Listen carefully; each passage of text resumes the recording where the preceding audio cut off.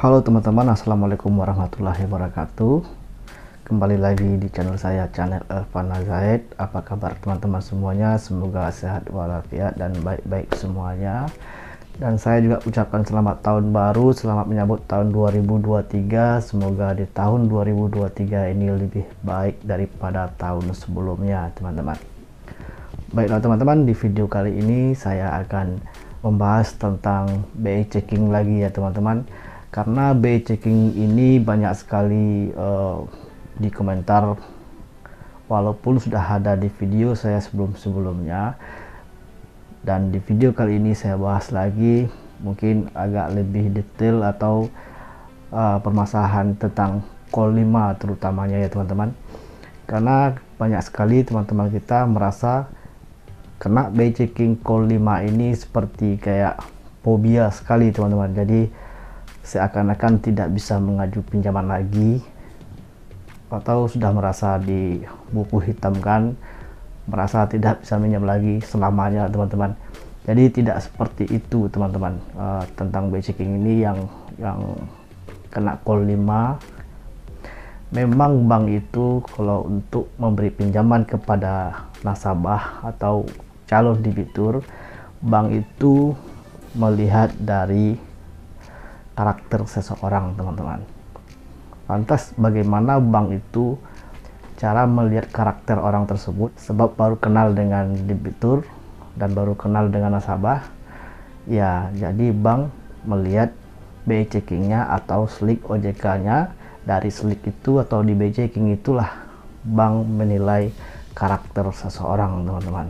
Jadi apabila ada teman-teman yang atau nasabah, calon nasabah yang pinjamannya di mana-mana dan rata-rata pinjaman tersebut macet dan nggak pernah lancar dari pinjamannya, atau pinjaman A, B, C dan semuanya macet, itu bank akan menilainya karakternya buruk teman-teman.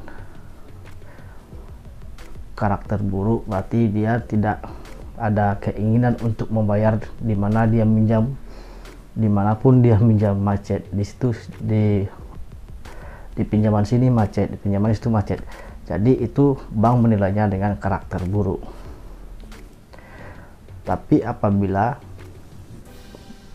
kita banyak pinjaman, tapi di bagian pinjaman lain kita lancar, dan tiba-tiba kita minjam di tempat B, di situ kita nyangkut atau terkena call 5, di situ mungkin bank masih ada pertimbangan, karena di pinjaman sebelumnya dilihat oleh bank lancar, tiba-tiba di pinjaman di satu tempat lain tiba-tiba macet, kena call 5. Di situ bank masih mempertimbangkan, mungkin ada permasalahan yang lain. Bank mungkin akan bertanya kepada calon debitur tersebut, kenapa bisa macet di situ, di pinjaman yang satu ini.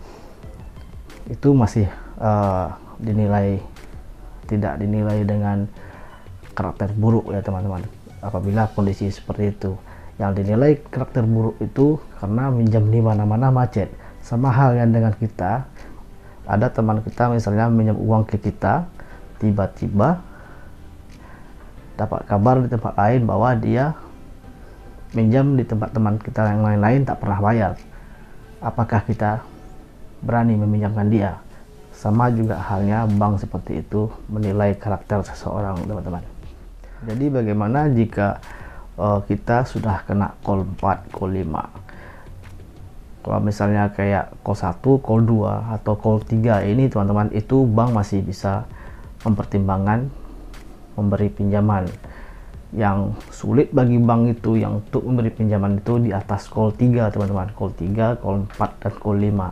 Dan apalagi dan call 5 ini tentunya saya bahas di video ini sekarang tentang call 5 ini teman-teman. Jadi buat teman-teman jangan lupa di subscribe channel ini, dan jangan lupa juga diaktifkan lonceng notifikasinya biar teman-teman mendapat update terbaru dari video-video saya teman-teman. Oke, kita lanjut. Yang kita bahas tentang call 5 ini teman-teman.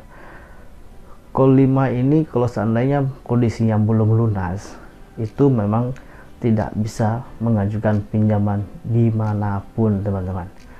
kalau seandainya kondisinya belum lunas. Karena call 5 ini macet di atas 6 bulan teman-teman. 6 bulan atau 5 bulan ke atas itu udah termasuk call 5. Itu kalau seandainya kondisi yang belum lunas, dimanapun teman-teman tidak bisa mengajukan pinjaman. Memang caranya bagaimana kalau seandainya kita ingin minjam lagi agar bisa kembali ke call 1, ke call atau kembali bersih. Jadi gini teman-teman, seandainya teman-teman memiliki pinjaman di bank A misalnya dalam jangka waktu 2 tahun, di tahun pertama dari 6 bulan awalnya itu lancar, tiba-tiba di 6 bulan ke atasnya itu macet 6 bulan berturut-turut, itu otomatis kena call 5. Itu di tahun pertama ya teman-teman. Terus bagaimana cara membersihkannya? Jadi yang macet 6 bulan tadi, itu dilancarkan dulu, ditutup semuanya yang telat selama 6 bulan, dan tahun berikutnya dilancarkan setiap bulannya bayarnya teman-teman. Setiap bulan dilancarkan dengan tanggal jatuh temponya dibayar. Itu bakal kembali lagi teman-teman ke call 1. Dan tahun kedua itu diusahakan lancar, jangan sampai telat lagi. Itu pasti teman-teman kembali ke call 1 lagi, karena yang tertunggak tadi sudah dilunasi, tinggal yang setahunnya itu dilancarkan. Maka di saat lunas nanti itu sudah kembali bersih dan sudah kembali normal, dan teman-teman bisa lagi untuk mengajukan pinjaman lagi karena sudah bersih. Dan dijelaskan juga kepada tempat bank pengajuan nanti penyebab macetnya di tengah-tengah ini apa, dipastikan alasannya akurat teman-teman. Jika teman-teman ingin top up atau mengajukan pinjaman lagi jika setelah lunas, dijelaskan penyebab macetnya tadi, karena memang sudah kembali bersih jika sudah lunas. Tapi di pertengahan akan terbaca pernah call 5, bukan kena call 5, pernah call 5. Di situ bank pasti biasanya akan pertanyakan, bukannya walaupun lunas, bukannya nggak bisa mengajukan pinjaman lagi call 5 ini teman-teman. Jika sudah lunas itu sebenarnya masih bisa pinjam lagi, dan terkadang tergantung pimpinannya juga teman-teman. Ada yang tidak mau mengambil risiko, mereka berpikir takut terjadi lagi call 5, biasanya dikasih jarak selama 6 bulan atau setahun, itu baru bisa mengajukan pinjaman kalau sudah lunas teman-teman.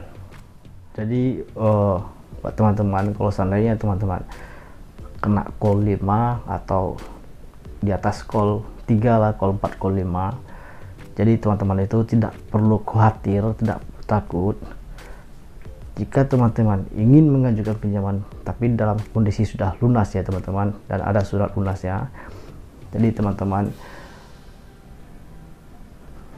harus memberikan alasan akurat kepada bank kenapa pernah call 5 sebelumnya. Ya alasan akuratnya seperti apa? Ya alasan akuratnya mungkin sebelumnya kenapa telat call 5, ya mungkin bisa masalah kesehatan atau lagi sakit atau anak sakit atau masuk rumah sakit.